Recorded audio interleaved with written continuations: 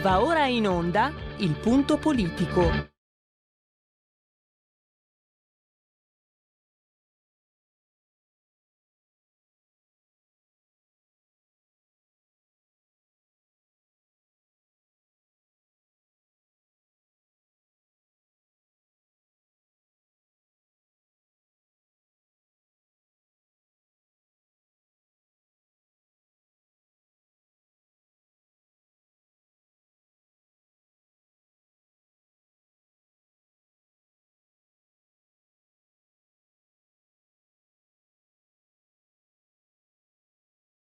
C'è una Radio Padania, che io capita qualche volta di ascoltarla, ed è veramente una paura ascoltarla, c'è una rabbia, un odio che è totale, e non si può nemmeno pensare a fare spallucce, pensare che questo odio, siccome è irrazionale, occorre in qualche modo dimenticarlo.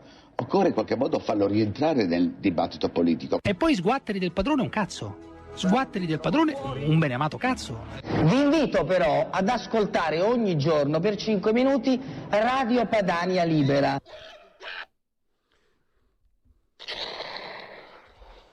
Ecco, così abbiamo contentato. Allora, oggi un clandestino è per sempre. Cancellati i decreti Salvini, le rivolte che abbiamo visto, le violenze che abbiamo visto, posto che vi possa essere una rivolta senza violenza. Sì, le rivolte non violente ci sono, per carità, ma questo non è stato il caso di Agrigento, il villaggio di accoglienza Mose, se non sbaglio, incendi, aggressioni a forze dell'ordine e il solito armamentario, il solito menù che i migranti offrono spesso e volentieri. Ho detto solito, ma se non è solito, spesse volte. Ne parleremo con Pietro De Leo del Tempo, che ha già scritto proprio un articolo su questo, e quindi andiamo anche a implementare quello che abbiamo affrontato ieri con Fabio Amendolara della Verità, perché più lo conosci e più ti verrebbe voglia di evitarlo, ma non puoi, lo hanno votato il PD 5 Stelle, più ti viene voglia di averne paura. Perché il permesso di soggiorno per un clandestino diventerà permesso di lavoro. Non a caso, sono mica stupidi quelli di Repubblica, ieri hanno detto meno clandestini, più lavoratori. E beh, ho capito. Qui siamo praticamente ai tempi in cui si pretendeva l'estrema sinistra, e lo sta ottenendo, che chiunque arrivasse avesse automaticamente la cittadinanza. E ci siamo arrivati, molto bene. Però io direi una cosa, tanto non la faremo mai, e io andrei nelle case di questi signori. Insomma, io entrerei in casa sua, la Boldrini, vado in casa sua, mi metto sul divano, bello come diceva colui De Cuius, bello Pacciarotto, scusami, cioè, siamo tutti fratelli, non ci sono barriere, non ci sono... Ma vado in Vaticano anche! Bergoglione nostro. Poi, sto scherzando ma non c'è da ridere, quindi chiedo scusa. Il rinnovo del permesso che scatta in automatico, viene meno ogni requisito minimo economico, che quindi questo non può che comportare un bel rifornimento per la microcriminalità. Aggiungiamoci il Covid, quindi più lavoratori e meno clandestini. Ma ho paura che il lavoro non ce n'è per gli italiani, non lo so, vabbè, purtroppo per la crisi del Covid. E poi le forze dell'ordine prevedono l'effetto pull factor, cioè l'incoraggiamento, quindi prevedono che in primavera ci saranno proprio flotte, no? Ma non, ripeto, questo io insisto, chiedo scusa, come se il microfono fosse mio, io sono figlio di Celso Pellegrini, che mi ha insegnato che le persone non devono mai soffrire la fame. Io voglio che su quelle barche, anche se ci sono i personaggi più antipatici del mondo, quelli dell'ONG, anche se me li manda Soros mi va benissimo, ci siano i bambini, le loro mamme che soffrono di fame. Quelli, io mi tasso, sono disposto ad autotassarmi perché trovo, lo diceva Sartre, ma non serviva Sartre, no?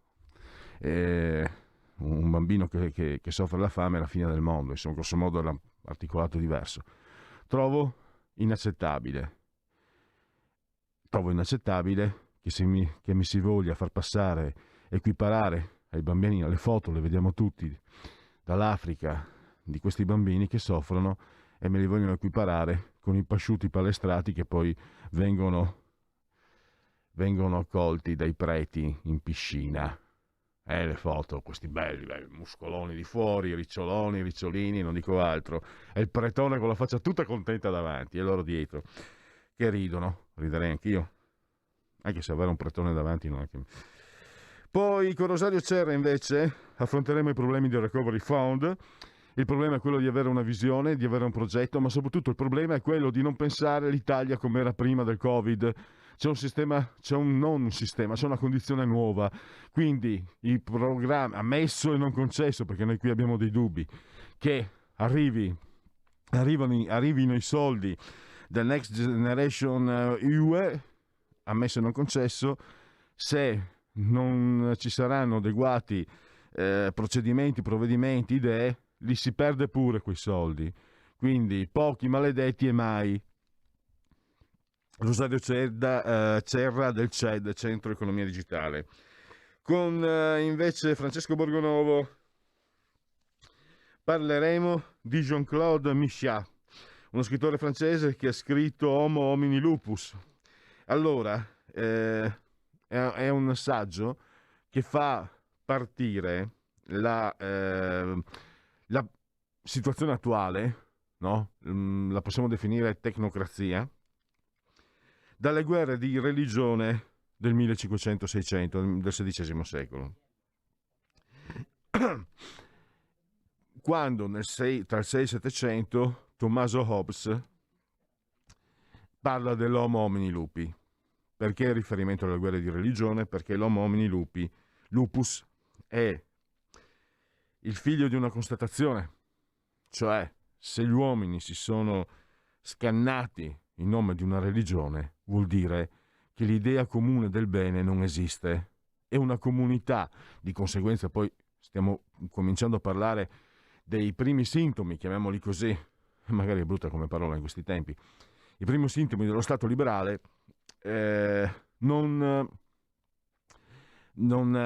Lo Stato, la comunità non devono più perseguire il bene comune, ma devono affidarsi a elementi neutrali, quasi automatici, quasi meccanici. E quindi nasce l'economia di mercato. Non è sbagliato il mercato, è un certo tipo di interpretazione del medesimo ovviamente che è sbagliata, e il diritto,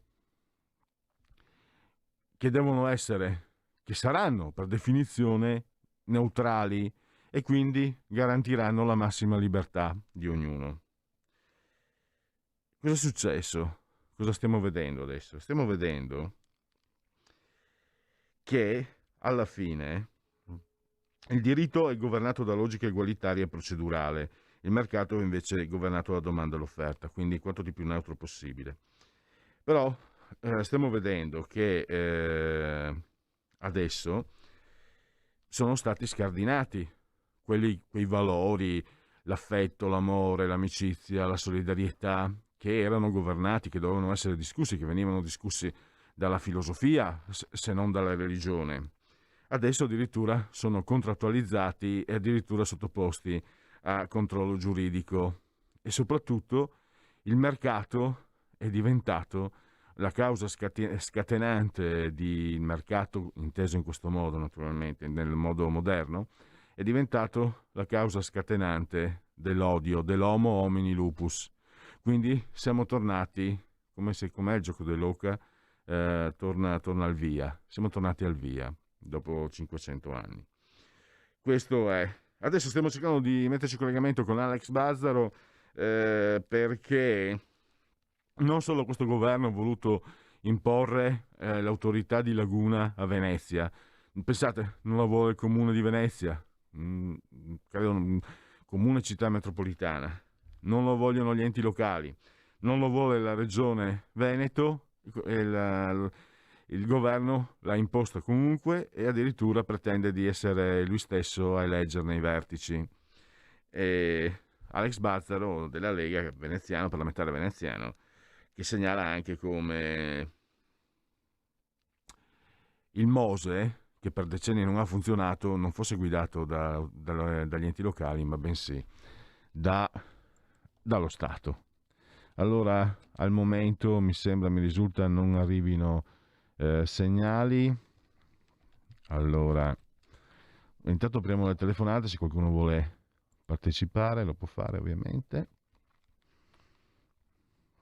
Poi vediamo un po' se riusciamo anche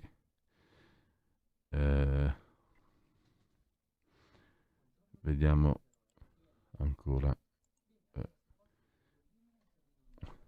Ecco qua, abbiamo benissimo. Allora, Roberto Colombo si è sotto di quando regia tecnica è riuscito. E sai, sono ore difficili queste perché è solo la prima volta che lo dico. I parlamentari in questo momento sono impegnati in aula, ci sono riunioni di gruppo, eccetera, ed è un'ora un po' poco felice, e io li ringrazio sempre perché trovano comunque modo di rinviare i loro impegni. Non è che poi non li fa, non è che non li eseguono, li portino a compimento. Pur portando a compimento i loro impegni, 10 minuti per RPL riescono a trovarli, e di ciò veramente siamo grati, anche perché informano gli ascolti. Qui siamo tutti dalla stessa parte, e il parlamentare, insisto, il parlamentare che vi spiega quello che sta succedendo non ha altri spazi. Cioè, abbiamo, diciamo, i nomi più, diciamo, più conosciuti che partecipano alle trasmissioni, ma quello che fa il parlamentare per il territorio, e io do anche un'occhiata ai giornali locali, e non si sa, per esempio, questa cosa anche dell'autorità di Laguna. Io vengo da quelle parti, tengo d'occhio, sicuramente non ho svolto un'analisi molto attenta, per carità, ma se non c'era il comunicato di Alex Bazzaro io non ne sapevo nulla. E sinceramente è una cosa, poi, sapete, mio papà era veneziano di campagna, e la cosa, insomma, è un po' mi tocca, ma non è che tocchi me, cioè tocca tutto. Qui c'è un governo che se ne infisca completamente delle realtà locali, nonostante i voti di Zaia, nonostante i referendum dicano che al nord, ma non solo, dove ci sono persone che vogliono una società migliore, c'è voglia di autonomia, e questo governo va nel senso inverso. Scusate il pistolotto che non toccava a me. Qui Parlamento. Qui Parlamento.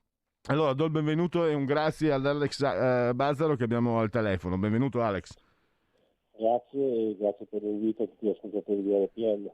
Allora, l'autorità di Laguna non la voleva nessuno in Veneto, è stata imposta, si vuole imporre anche l'elezione dei vertici, quindi un atto d'imperio che va non solo contro i principi dell'autonomia, ma mi sembra di capire anche contro i principi dell'efficacia, no? Dell'efficienza. Chi conosce il territorio meglio di chi ci vive tutti i giorni, di chi lo abita? Assolutamente sì, ci troviamo intanto in un paradosso di gestione.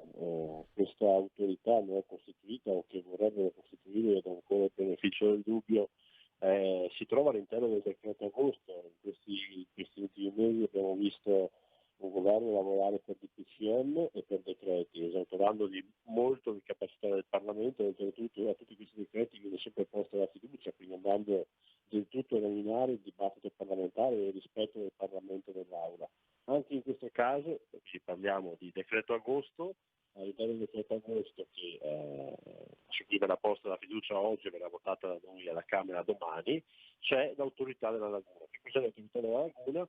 È sostanzialmente la gestione di tutte quelle opere infrastrutturali, di bonifica, ambientali, e riguarda ad esempio anche il famoso Mose, che invece di essere, come sempre stato, in capo a Comune di Venezia, in questo caso dove sono nato e risiedo, e Regione Veneto, vengono trasferiti de facto a Roma, e quindi tutta la gestione della laguna veneziana non sarà più fatta a Venezia ma a Roma. La battuta più semplice: il famoso pulsantino per alzare, decidere quando alzare a Roma e quando alzare il Mose non verrà deciso a Venezia, ma verrà deciso dal governo centrale a Roma.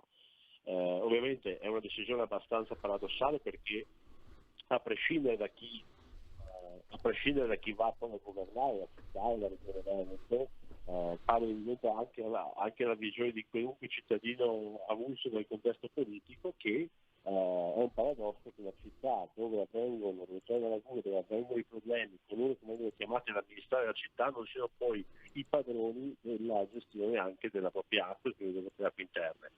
Ovviamente ci siamo opposti a questa decisione, ho presentato un emendamento soppressivo molto semplice con cui si chiede di cancellare quei commi sull'autorità, sulla creazione di questa autorità gestita da Roma. Ovviamente questo governo, che il Parlamento lo tratta una dépendance con un ruolo importante che dovrebbe avere, ha posto la questione di fiducia, la riproverò lunedì quando si tornerà in aula a dibattere sugli ordini del giorno, per posti di fiducia saranno questi atti di indirizzi verso il governo, chiedendo quantomeno il minimo della spesa, che nessuna decisione possa essere presa senza l'avallo del Presidente della Regione Veneto, in questo caso Luca Zaia, e del sindaco neoeletto, cioè Luigi Giuliano.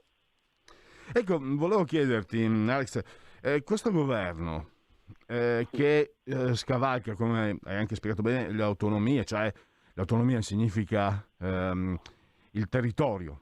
Questo governo che sul lockdown, e guarda che io sono uno di quelli visto male qui perché io sono un po' ipocondriaco, indosso sempre la mascherina, ma è una mia scelta personale. Io vorrei che ci fosse comunque prudenza da parte di tutti. Senza fanatismi, però sinceramente questo governo che prende, che impone, anche il presidente Conte, che non ha detto che è obbligatoria la mascherina in casa, ma questo paternalismo per cui lui va a dire mi raccomando in casa mettete la mascherina se avete ospiti, questo insegnano i liberali, è un paternalismo, lo so perché non l'ho detto io, ho avuto ospiti professori universitari con i quali ci siamo confrontati sui principi, anzi loro spiegavano, io cercavo di capire, sul diritto eccetera. Quando entra in gioco il paternalismo si comincia a essere vicini alla dittatura.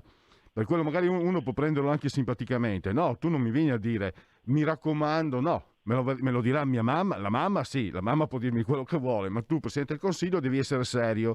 Ecco, io da questo punto di vista dico sì, sono leghista, sono di parte, quello che vuoi, però non mi piace, veramente non mi piace. Un conto quando c'era Prodi non mi piaceva, ma qui non solo non mi piace, personalmente come cittadino comincio ad essere preoccupato. Assolutamente, ma bisogna andare ancora più a ritroso e dire chiaramente una cosa. Il lockdown ha comportato il dovere di fare necessità virtù, sono molti tempi di fare, chiamiamolo anche una spending review, potremmo definirla tale, della gestione classica della democrazia parlamentare, ma questo governo ha scelto, scientemente sta portando avanti quello che è tutto un vilipendio fondamentalmente del Parlamento. Cosa accade? Accade che da quando si è in stato di emergenza sostanzialmente nei primi mesi il Parlamento è stato praticamente de facto esautorato di tutte le sue funzioni, e vorrei ricordare che questa maggioranza che ogni tanto fa sfoggio di questo autoritarismo fatica ad avere i numeri di una maggioranza assoluta del Senato, e notizia che posso riportare, che sicuramente l'ascoltatore aveva già avuto modo di vedere negli ultimi 2 giorni, dopo la relazione del ministro Speranza alla Camera sono mancati i numeri della maggioranza. Noi come forze di opposizione, come Lega, eravamo tutti presenti, i nostri parlamentari, io compreso, ovviamente eravamo tutti presenti, ma non abbiamo partecipato ai voti e la maggioranza non aveva, nonostante quasi gli 80 deputati di vantaggio rispetto alle forze di minoranza, non è riuscita per 2 volte ad avere il numero legale in aula perché mancavano tante persone, tanti deputati di maggioranza. Questo cosa significa? Che da un lato c'è un governo che tramite DPCM e tramite decreti, ponendo costantemente la questione di fiducia, esautora il Parlamento, dall'altro c'è una maggioranza parlamentare che prova questi atti di forza, ma che ha troppe vicissitudini interne, troppi litigi. Dopo le elezioni c'è nuova azionista di maggioranza del PD, c'è i 5 Stelle che cercano di ricordare di essere ancora vivi quantomeno solamente in Parlamento. In tutto questo però, come dicevi giustamente, c'è poi la vita quotidiana dei cittadini. Noi non siamo né un partito di responsabili né un partito di negazionisti, abbiamo il massimo rispetto per il dramma che hanno vissuto tante famiglie e per la responsabilità che gli italiani ci hanno messo nel seguire le regole. Però Giuseppe Conte è il Presidente del Consiglio di una Repubblica parlamentare, non è il padre nobile della nazione, non è diventato un dittatore a sua insaputa, perché poi ha sempre lo stesso sorriso, molto amabile, ma intanto questo governo va avanti esautorando il Parlamento e senza ascoltare le forze di opposizione che sono in una situazione di emergenza come questa, anzi dovrebbero essere una fonte di idee, proposte, sviluppi per lavorare davvero insieme. Invece la minoranza, in Parlamento si chiedono solamente i voti per reggere questa fazzonata maggioranza, ma poi non c'è l'ascolto. Sul caso delle mascherine non vorremmo nei prossimi mesi tornare ad avere quella situazione grottesca kafkiana che abbiamo vissuto durante i mesi del lockdown, e cioè un Giuseppe Conte che parla all'Italia e agli italiani prendendo decisioni con DPCM, cioè sostanzialmente da Presidente del Consiglio con i ministri, con le task force, esagerando il Parlamento, e poi fare dirette Facebook a una di notte, salvo poi aggiornare i lavori parlamentari per raccontare cosa dovrebbe fare al popolo italiano tramite i propri eletti 3-4 giorni dopo. Sempre da battute, ma invece è successo. Dirette Facebook la domenica e Conte che viene in aula il giovedì, 4 giorni dopo, a raccontare le stesse identiche cose, ovviamente con un dibattito sterile senza votazioni. Non ci siamo e siamo preoccupati perché la gestione del virus in altri paesi ha comportato ovviamente misure restrittive. Noi facciamo il tifo per l'Italia e facciamo il tifo perché le nostre città, i nostri concittadini possono stare bene, avere una vita normale e la salute salvaguardata, ma non possiamo non usare nell'aria una certa forma di autoritarismo che ci preoccupa. Come giustamente per chiudere il ragionamento, se oltre ai DPCM, se oltre ai decreti con la fiducia arrivano anche le paternali che non sono d'obbligo, che non sono legge, ma vengono spedite così con il sorriso affabile del Presidente del Consiglio nelle case degli italiani, che fanno ulteriore preoccupazione ed esaltano, ripeto ancora, esaltano ulteriormente il dibattito politico della democrazia, che è la democrazia parlamentare, ebbene stiamo rasentando un livello molto pericoloso rispetto al rapporto tra potere d'Italia, cioè il rapporto tra governo e Parlamento. Bene, siamo arrivati al termine, grazie ancora ad Alex Bazzaro, a risentirci presto. Grazie a voi.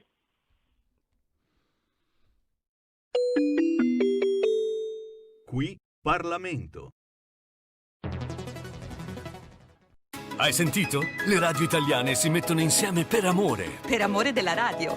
Una grande storia meritava uno straordinario futuro. Nasce l'app Radio Player Italia. 140 stazioni in una sola rete. Scegli la tua preferita e ascolta il suono perfetto del digitale. Gratis, senza registrazione, senza interruzioni. Compatibile con tutti i device. Naviga, esplora e scopri l'universo dell'audio. Ti sorprenderà. Scarica Radio Player Italia. Il futuro batte con la radio nel cuore. Anche RPL è disponibile su Radio Player Italia.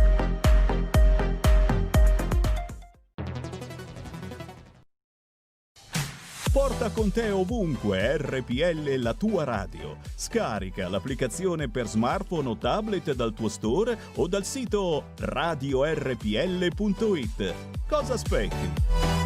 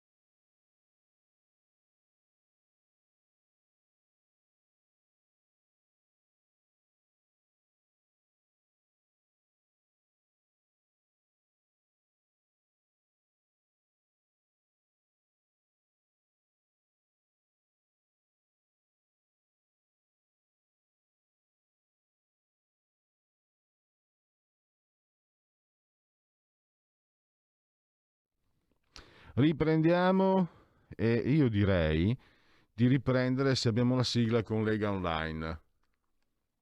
Quindi vi informiamo sui cosi. Sì. Segui la Lega è una trasmissione realizzata in convenzione con La Lega per Salvini Premier. Perché se volete cosare la Lega dovete seguire i cosi, così poi cosate e alla fine, quando avete cosato, siamo tutti cosati, a posto. Allora, legaonline.it, scritto legaonline.it, iscrivetevi alla Lega, è molto semplice.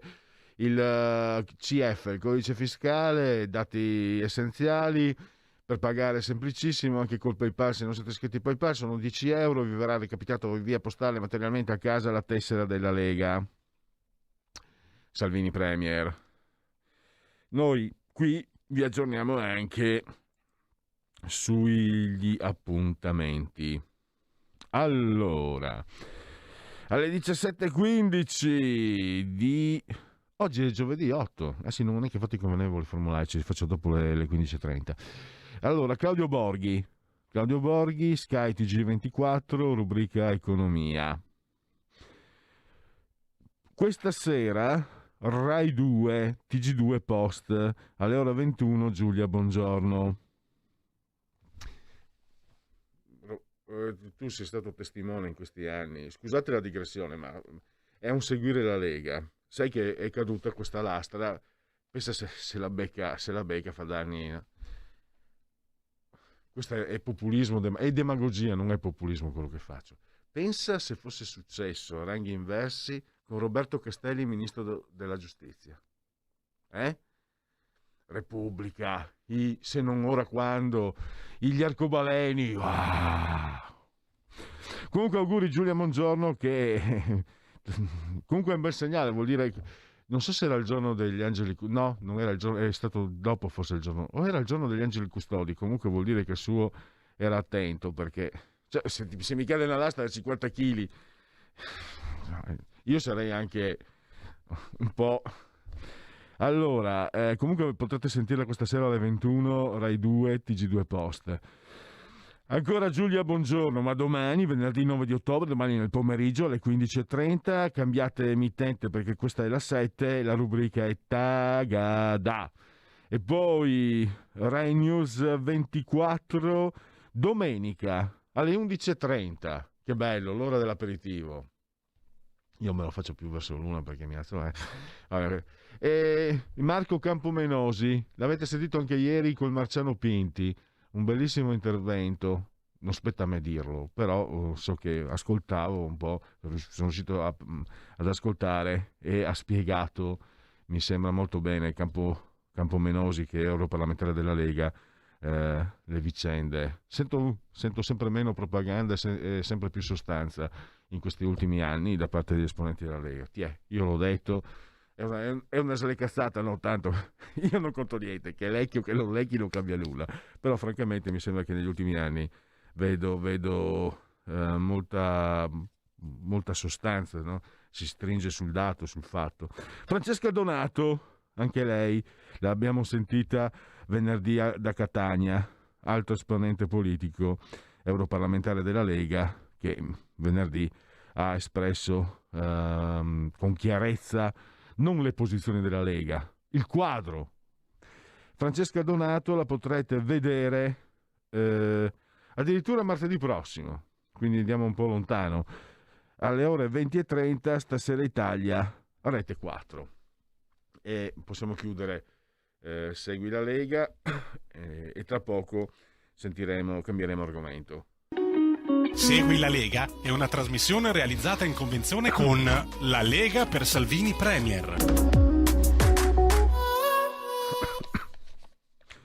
Allora, noi proseguiamo. Vi anticipo, siamo un po' 24 ottobre, la pizzata della Valle del Boia, nuovo circolo di Premezzo alle ore 20. È un altro appuntamento che vi segnalo, che fa parte, è una postilla, e poi domani Alberto Bagnai in Sardegna alle 20:30 a Quartu Sant'Elena, sabato alle 8:45 del mattino, sempre un incontro pubblico, a Sestu alle 9:30, sempre di sabato, a Nuora alle 3:30 del pomeriggio, 15:30, e alle 21 incontro pubblico a Porto Torres. Quindi l'occasione di confrontarsi col senatore Bagnai, che mi sembra davvero un'ottima risorsa, un'ottima occasione di confronto. E adesso andiamo a parlare del Recovery Fund, e ne parliamo con Rosario Cerra, che è presidente del CED, Centro Economia Digitale dell'Università Sapienza di Roma. Benvenuto Presidente, grazie per essere ai nostri microfoni. Grazie per l'invito. Allora, dottor Cerra, nei giorni scorsi, insomma, la Roma ha presentato 159 progetti che spera di finanziare con i soldi del Recovery Fund. Quello che ha, diciamo, allestito la giunta romana, che da quello che si è capito però sarà salassata, se mi passa il termine, del CIAE, che è il Comitato Interministeriale per gli Affari Europei, il comitato del governo, che molto probabilmente dovrà respingere molti di questi progetti, dà l'occasione, l'ha data anche a lei soprattutto, dottor Cerra, per fare delle riflessioni di quanto noi qui, dottore, le diciamo subito, siamo scettici sul fatto che questi soldi arrivino, francamente. Vogliamo tanto, ci speriamo, ma ci sono tante informazioni, notizie, situazioni che ci suggeriscono che questo non accada, ma noi ci speriamo comunque. Lei, analizzando, dà non dico l'allarme, però dà un'indicazione importante che io non avevo colto e vorrei confrontarmi su questo. Lei ha detto, dottor Cerra, attenzione a non presentare la situazione prima del virus. Quando fate i progetti, io adesso parlo con parole mie e le do subito la parola, quando preparate e allestite i progetti in modo che ricevano l'approvazione per essere finanziati dal Recovery Fund, tenete presente l'Italia di oggi, non quella di ieri, perché siamo in due mondi completamente diversi e questo ce ne possiamo anche rendere conto, però ho l'impressione che chi fa questi progetti, anche magari con le migliori intenzioni, non abbia tenuto presente questa osservazione a me sembra molto puntuale, molto urgente. Sì, intanto grazie, concordo che, dobbiamo prima vederli arrivare i soldi, poi saremo certi di questo recovery fund, perché il passaggio tra l'intenzione e poi la realtà ovviamente ha un po' di step e ci saranno sicuramente delle problematiche. Io do per scontato che sicuramente arriverà l'aiuto sul piano finanziario con sostanzialmente il battimento degli interessi. Non mi aspetto grandi risorse a fondo perduto, diciamo così. Quindi insomma, proprio perché i soldi poi andranno restituiti, e questo dobbiamo averlo ben chiaro, bisogna essere molto attenti su come li investiamo. Qui il tema è che, per citare questa cosa che è stata fatta a Roma con 159 progetti presentati per un valore complessivo di oltre 25 miliardi, il tema è che chi decide come allocare le risorse del Recovery Fund ovviamente le darà a chi ha una strategia credibile nell'investimento di questi soldi. Allora va benissimo fare come ha fatto Roma e come hanno fatto tante altre realtà, la ricognizione di quanto c'era nei cassetti, no? Quindi hanno tutti tirato fuori le cose che gli sarebbe piaciuto fare. Il problema è proprio quello che diceva lei, cioè ad esempio la Roma post-Covid, dopo il Covid, non sarà, non potrà, non dovrà essere quella che esisteva in quei cassetti in attesa negli anni che arrivassero dei finanziamenti, perché sono cambiate troppe cose, sono cambiate molte cose nella mobilità delle persone, nella mobilità delle merci, i servizi, le idee, i capitali.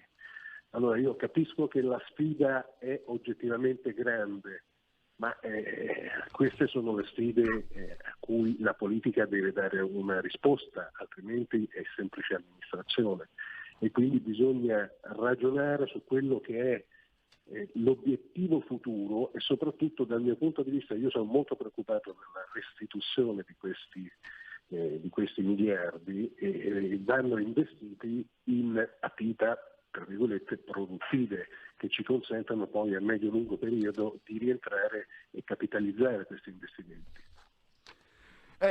Stavo pensando, io non sono, lo sottolineo anche troppe volte, no? Non sono un addetto ai lavori, stavo pensando, perché le confesso, no, dottor Cera, noi siamo anche politicamente schierati, siamo scettici, la Lega ha proposto alternative, ma io stavo pensando, in fin dei conti è anche un bene che arrivino questi soldi, ma la stavo ascoltando con attenzione, ma se io questi soldi li spendo anziché che ne so, comprare azioni fruttifere o comprare un laboratorio per produrre mascherine, anche se è un argomento un po' pericoloso, eccetera, quei soldi li impiego per andare in discoteca, per andare a fare la bella vita, poi quando me li chiedono indietro sono nei guai grossissimi. Mi sembra, io l'ho messa molto semplice, però mi sembra che francamente ho paura che sia proprio come dico io, cioè se non stiamo attenti, se li spendiamo per andare in discoteca, perché l'Europa ce li chiederà comunque indietro questi soldi, nessuno ti regala soldi, nessuno può credere che ti regalino i soldi, sarebbe una follia, sarebbe anche sbagliato secondo me come principio etico, però se sei in difficoltà e qualcuno te li presta per aiutarti, questo non è sbagliato come principio, neanche per un leghista euroscettico come il sottoscritto. No, ma non è una semplificazione, è, come diceva la Palisse, come dire, la realtà, nel senso che noi avremo 200, a oggi 209 miliardi dal Recovery Fund, la gran parte sono debiti concessi, quindi in deroga ai patti di stabilità, concessi per aumentare il proprio debito, e che andranno restituiti con un tasso agevolato, e una parte che ancora deve essere oggettivamente definita, che lei pensa sarà molto bassa, io penso anch'io che non sarà altissima, sarà a fondo perduto. Però voglio dire, la grandissima parte, diciamo il 90%, io mi aspetto che circa il 90% sarà da restituire. Allora noi siamo in una situazione completamente diversa dalle altre nazioni. Noi abbiamo un debito pubblico che è enorme, a cui aggiungeremo ulteriore debito e dovremo andare sui mercati per cercare qualcuno che ci finanzi la copertura di quel debito. Se non avremo fatto degli investimenti e una strategia che consente di vedere nel medio-lungo periodo la possibilità di ritorni da quegli investimenti, noi andremo in affanno molto velocemente nel momento in cui bisognerà rientrare. E allora tutti questi investimenti fatti tirando fuori dal cassetto delle cose meravigliose che però potrebbero non servire, o magari cose che proprio non servono, sono molto pericolose, perché, ripeto, noi siamo un malato che ha il colesterolo altissimo, a cui è stato concesso di mangiare molti dolci nei prossimi mesi. Insomma, non è arrivato, dottor Cera, mi fa piacere che lei confermi, insomma, non è arrivato lo zio che ti ha dato in mano i 200 euro a Natale e ti ha detto vai a comprarti i regali, perché mi veniva in mente, no, tra le richieste di Raggi, io sono uno che ama tantissimo gli alberi, li considero creature viventi, lo sono, però il censimento arboreo, francamente, di questi tempi non mi sembra una priorità, anche se gli alberi, bisogna rispettare la natura, gli alberi e tutto il resto, no? Perché vedevo nell'articolo del Messaggero, nel quale appare anche il suo intervento, vedevo nell'elenco vedevo proposte che possono essere condivisibili a livello di principio, ma sono irrealistiche. No, soprattutto sono oltremodo onerose, ripeto, non c'è una strategia, ma soprattutto uno degli errori principali che si sta facendo, e in questo caso si è fatto, è che quando tu chiedi dei finanziamenti devi dare una scala delle priorità, cioè tu non puoi mettere sullo stesso piano gli 89 milioni per fare il censimento degli alberi con gli investimenti in infrastruttura, senza dire che per te quelli che arrivano sarebbero meglio investiti poi se avanzano qualcosa lo faremo anche per il censimento. È questo il tema, cioè bisogna avere una capacità strategico, progettuale e di realizzazione di quelle cose con le idee molto chiare, che non è, ripeto, aprire i cassetti e dire vabbè, dai ragazzi, tutto quello che possiamo mandiamo. Anche perché, dottor Serra, tanto è risaputo, purtroppo questa è una realtà che ha quasi decenni di storia. L'incapacità, poi ci sono alcune zone, purtroppo il sud, ma c'è l'incapacità prevalentemente, l'incapacità di spendere le risorse che l'Europa ha dato. E anche questo è, e lo dice uno che francamente quando pensa a Bruxelles come è strutturata, da sempre ho sempre visto la burocrazia, quindi proprio io antropologicamente, al di là delle mie posizioni politiche, la vedo male, no? Però è anche vero che questi soldi sono stati dati e non sono stati spesi. Mi sembra che vengano contestati dai paesi frugali 34 miliardi che l'Italia non ha saputo spendere. Quindi questo si aggiunge a quello che diceva lei, la mancanza di leggere il presente post-Covid, ma abbiamo anche la testimonianza che non si leggeva il presente, non si leggeva bene il presente nemmeno pre-Covid.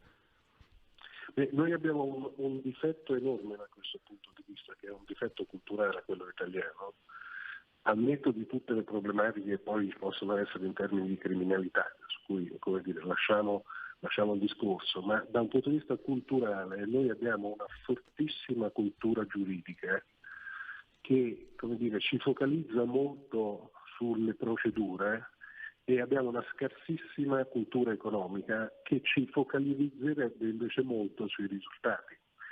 Siccome tutta questa procedura viene gestita da sostanzialmente persone con una grande formazione giuridica e con una eccellente attenzione a tutte le virgole e a tutti i cavilli, cosa succede? Che quando arrivano questi soldi l'attenzione è più su come la procedura può tutelare gli investimenti e tutti i passaggi. Il problema è che se tu ti concentri solo su quello, poi dopo non capisci che dall'altra parte non ci saranno domande, perché per due ordini di ragione hai sbagliato sostanzialmente dove investire e due è talmente complicato utilizzarli che alla fine nessuno si presenta. La vera ragione è che poca gente lavora su questi bandi perché sa che è complicatissimo, rischiosissimo e non si finisce mai, quindi preferisce agire su altri campi. E una domanda anche riguarda questo. Quanto è diciamo probabile, quanto si rischia di vedere fare a livello nazionale fare quello che è stato fatto diciamo in questa situazione che lei ha analizzato, una situazione romana? Questo è un rischio del quale non si parla molto, ma diciamo analisti fuori dall'agone politico lo sottolineano, come lei lo sottolineano. Ecco, realisticamente i pessimisti non sono mai andati da nessuna parte, per carità, però io ho visto anche ottimisti andare a sbattere. Allora le chiedo quanto rischia l'Italia, perché qui interessa a tutti noi cittadini, al di là della simpatia e antipatia che abbiamo per un governo o per un'opposizione. Quanto è compiuto, quanto è serio il rischio che accada questo? Allora, intanto prendo la sua immagine e, come dire, per capirsi, gli ottimisti sono quelli sopravvissuti, sono quelli che hanno inventato gli aerei. Io li chiamo i realisti, quelli che hanno inventato il paracadute. È evidente che servono tutti e due per fare un buon percorso. Il rischio è, dal mio punto di vista, che se non si centralizza un po' alcune delle linee strategiche, supportando alcune strutture periferiche nell'ottimizzare la loro capacità di utilizzarle, rischiamo oggettivamente di avere la stessa situazione precedente, anche perché non si capisce perché il Covid dovrebbe aver aumentato le capacità di implementazione piuttosto che aver fatto dei problemi ai polmoni, quindi di fatto ci ritroveremo con le stesse strutture che dovranno gestire un compito ancora più complesso. Quindi da questo punto di vista sarebbe ottimale dare un supporto alle strutture periferiche per semplificare e per migliorare e concentrare gli investimenti. Ho l'impressione che sia stato fatto un passaggio inizialmente contrario, perché se Roma manda 159 progetti, evidentemente è stato chiesto al territorio di mandare questi progetti. Ci sono due modi di fare le cose, uno si chiama top down, che vuol dire dall'alto verso il basso, e uno si chiama bottom up, che vuol dire dal basso verso l'alto. Allora, io penso che l'approccio bottom up, quello dal basso verso l'alto, in questo caso possa fungere come stimolo, ma come implementazione e realizzazione dei progetti serve quello top down, cioè bisogna che in un qualche modo si diano delle chiare indicazioni su dove andare a investire questi denari, facendo delle caselle molto chiare degli investimenti sulle infrastrutture per fare determinate cose, sugli investimenti allo sviluppo dell'economia per fare determinate cose, e poi all'interno di quelle determinate cose ogni territorio si muoverà inserendo i contenuti del territorio, perché altrimenti non avremo un approccio che porterà a qualche risultato. Purtroppo abbiamo solo pochi secondi. Ho l'impressione, noi ci siamo sentiti prima della pausa estiva per la presentazione del libro bianco dell'economia digitale. Ho l'impressione che il passo in avanti sia da compiere da parte di voi, diciamo, studiosi, insomma, da voi analisti, perché ho paura che non ci sia da parte non solo della politica, ma anche in genere del mondo economico, sociale italiano, c'è un po' l'idea di ci arrangiamo, queste tanto sono tutte chiacchiere, eccetera, eccetera. Sto semplificando. Mi sembra che si debba seguire un po' quello che credo di aver individuato con il suo percorso, no? Non è per fare i complimenti, dottor Cerra, uno sforzo per andare oltre, perché magari quando certe situazioni non vengono raccolte nel modo giusto, eccetera, uno dice ma chi me lo fa fare? Invece lei vedo che usa tutto quello che sta usando, tutte le possibili interpretazioni per superare l'ostacolo. Sì, no, l'obiettivo è quello, cioè voglio dire, ripeto, noi almeno chi del settore in un qualche modo si occupa di fare strategie e di farle implementare, in un qualche modo deve dare una mano a persone che probabilmente non lo hanno mai fatto, non per volontà, ma se noi pensiamo negli ultimi 20 anni tutta la politica dell'Italia è stato tagliare, no? Cioè, quindi abbiamo ragionato su come tagliare al meglio, quindi abbiamo dei grandi tagliatori, ma non abbiamo costruito negli anni dei bravi investitori, cioè di quelli che avendo dei soldi sanno poi come farli fruttare, e quindi da questo punto di vista sarebbe opportuno che ognuno di noi desse una propria mano. Poi sai, i matrimoni si fanno due, quindi uno lancia i segnali e lancia anche le indicazioni. La speranza è che dall'altra parte le recepiscano, siano in grado anche di capire che hanno sbagliato e di recuperare velocemente la situazione. Però vediamo. Va bene. Noi purtroppo abbiamo esaurito lo spazio. Grazie ancora a Rosario Cerra, presidente del CED, Centro Economia Digitale dell'Università La Sapienza di Roma. A risentirci a presto, dottor Cerra. A presto. Buona giornata. Stai ascoltando RPL, la tua voce libera, senza filtri né censura. La tua radio. Ehi, sveglia!